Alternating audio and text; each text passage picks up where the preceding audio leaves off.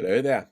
You may have seen a little bit of news and kerfuffle online around wanting to get in the movie The Sound of Freedom for the freedom community to sit down and watch. And wow, it's been interesting because, like everything else that these people do, it's full of misinformation, disinformation, and just complete idiocy, while at the same time demanding everybody drop everything and do exactly what they want.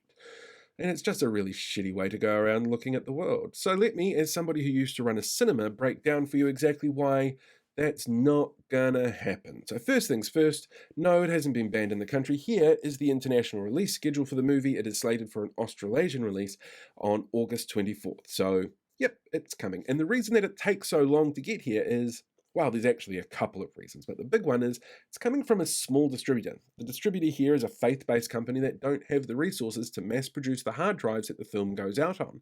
It's as simple as that. So as the film stops being played in certain markets in the US, which they've gone big on, they can send those same files out to other places in other markets. So they have a staggered release that goes around the world. And we tend to get things a little bit later anyway for that very reason, unless it's coming from a big company like Disney putting out a Star Wars or a Marvel movie.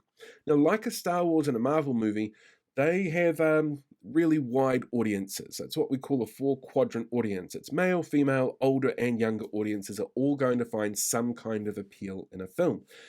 This movie, The Sound of Freedom, is not one of those. In terms of the market share, you'd be looking at something on par with the gods of Egypt in terms of the really narrow margin that it's going to be looking at. So it'll have a bit of a bang to start off with and then really die off super fast after that.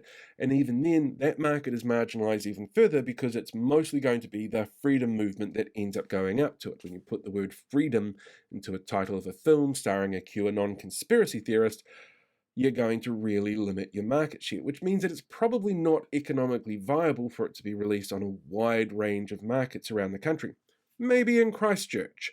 Maybe, if you're lucky. But that's not going to happen any time before August the 24th anyway. When it comes to what works well in cinemas, there's a whole range of factors in this country that come into play, like the weather. We do better film turnover when you've got rain going on. It's just people want to get in out of the rain and watch a movie. But the weather in August to September tends to be a little bit drier as we move through winter and into autumn. This film is being set up to fail just because of the release schedule and the audience that it's deliberately aiming at and the people that want to go out and watch it and the distributor and yeah. So the fact that it is actually doing okay in American markets is really impressive. But the thing that American markets have that we don't is a relatively large audience that fit within that freedom community. But we don't have that here. So, as I said, this is a film that's kind of doomed to fail. On top of that, the people who actually run the cinemas do have a little bit of a say in this. Event cinemas tend to do their scheduling from Australia and send it out here. Hoyt cinemas tend to do their scheduling on site and then get it cleared by a central person or organisation. But if they want to bury a film, they will. If you don't want to see a film do well, you put it in a position that's not going to do particularly well. It might be a 9 o'clock screening that's relatively late, or you put it during the day when most people are at work, so you're deliberately pushing the numbers down, and that's not an impossible thing to see happen.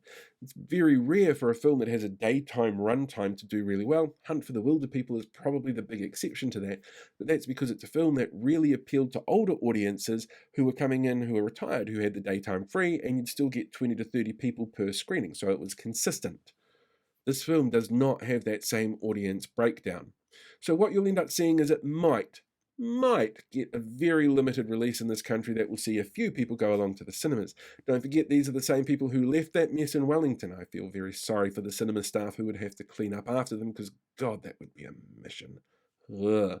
So no, the film hasn't been blocked or banned. Yes, the film is very much a feeding frenzy for conspiracy theorists who don't know what the hell they're talking about, and no, there is no guarantee that the film is even going to play here, and when it does, it is not going to do anywhere near as well as this particular group seem to think that it will.